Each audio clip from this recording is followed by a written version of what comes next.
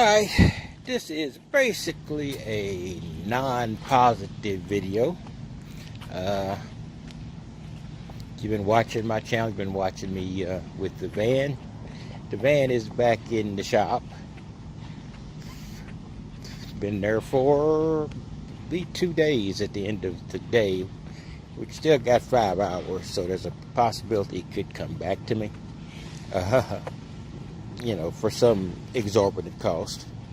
Well, basically what I'm looking at here, I've spent $2,300 on the van. One pretty early due to a computer failure, and now I was just driving down the street and the engine stopped. Now, in addition to that, I had an issue with the starter solenoid. I burned through 2, so there's a short somewhere. So there's a combination of things going on. Now, the main problem here is thinking about the value to expense ratio of an old van. Now, if I was going to sell it or using it for just traveling around town, I'd probably be really near the point where it's worth getting rid of. But the fact I'm using it as a semi-lodging place, just to save money over the next year or so, at a minimum, that means that the expenditures are a little bit more justifiable. But you've got to come to this conclusion. I've spent $2,300 at this point. I'm hoping this repair will not be extraordinarily expensive, but the length of time it's taken to determine the problem doesn't make me feel too confident. So in addition to the $2,300 spent, I've probably put, with some very minor repairs, because it doesn't really take much to chalk up $500 in auto repairs. I have done only a couple of simple things.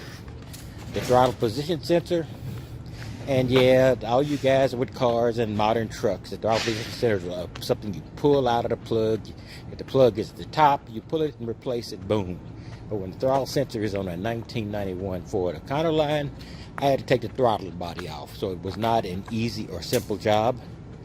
So that's probably a $400 job, $300 job, replacing a very inexpensive throttle position sensor. So that was my initial repair. That's not long after I acquired the van. I've replaced the master cylinder. Also, not a complex or very difficult to replacement. I did that over about a 35-40 minute period in a parking lot at a hotel. So not a big deal. That's probably a $200 or $300 repair though. So let's say conservatively, I had a $600 to $700 repair that I made at that point. The computer failed on it due to a leaking radiator that shorted out some things. But that computer is something I didn't feel confident doing myself. That cost about $1,000. That was something I was not happy about, but it was doable. Now, what I'm looking at now is when I first began to have issues with the starting solenoid, and I took it in. I had that replaced. I also had them replace the brakes and calipers on the front of the vehicle. Just something that I really don't have a place to work to get that done. It's definitely something I could have done, and I have done before. I've done it on cars, and I've also done it on bikes. So that was difficult to pay for. But that was approximately a repair cost of a little over $1,000 getting both of that done. So that's $2,300 I spent on repairs on an $1,800 van. But an old van is something you have to spend money in. That's just the nature of the beast. What I was hoping to do this week is either not spend anything or spend money getting the ball joints replaced. I'm going to try to do that myself. I got to find a place to work. If I have to put it in the corner of a parking lot near where I work, I might go over there and just jack it up, put the jack stands under there, and at least replace the control arms and the and a couple of those ball joints. But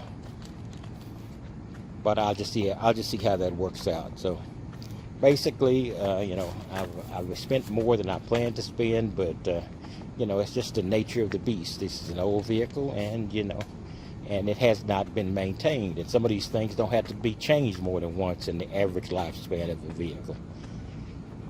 And at 27 years, it's beyond the lifespan of the majority of vehicles.